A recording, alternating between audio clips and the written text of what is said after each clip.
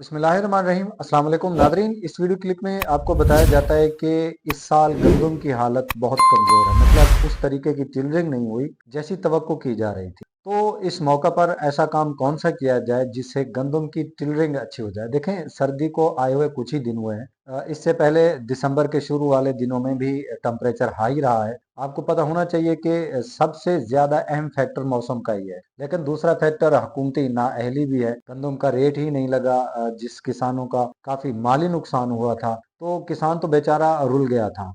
जब किसानों के पास पैसा ही नहीं था तो इस वजह से फसलों में खाद भी कम डाली गई है। अखराजात न होने की वजह से गंदम तकरीबन 10% तक कम भी लगी है। किसानों का तो एतमाद ही उठ गया था गंदम से, मौजूदा हुकूमत से। बहरहाल जो भी हुआ है, गंदम के शगुफे कम बने हैं। इस दफा पत्तों की हालत भी कुछ सही नहीं है, पीले हो रहे हैं। जहाँ पे खाद कम डाली गई है वहां तो ज्यादा पीली है गंदम। तो सिचुएशन को काबू करने के लिए तो इसका मुख्तसर सा जवाब है कि इसकी खुराक को पूरा किया जाए ताकि गंदम बेहतर हालत में आ जाए, क्योंकि टेम्परेचर अभी लो जा रहा है। दिन में अच्छी धूप और रात जो है ठंडी हो रही है। टिलरिंग जरूर बनेगी, आप इसकी खुराक पूरी कर दें। बाकी अगर टेम्परेचर 4 डिग्री या इससे कम हो तो पौधे का खुराकी अमल जो है वो रुक जाता है। दिन वाली अच्छी खबर है कि 22 से 25 डिग्री टेम्परेचर रहता है, वो इसके हाथ में है। तो जिन किसानों ने फास्फोरस वक्त पर डाली है, यानी 2 बोरी डीएपी डाली है, फिर गंदम पीली पड़ रही है, तो 2 बोरी यूरिया खाद इकट्ठी इस्तेमाल कर ले। ये ऐसा तरीका है जिससे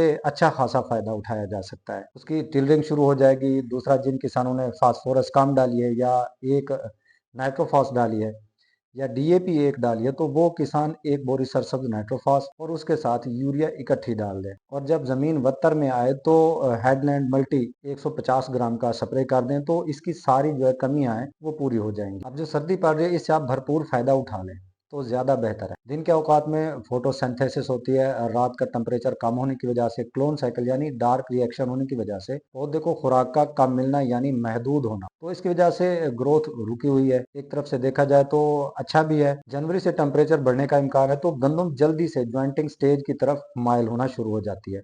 याद रखें, इसी वजह से दिसंबर में ज्यादा से ज्यादा खादें डालने की सिफारिश की जाती है।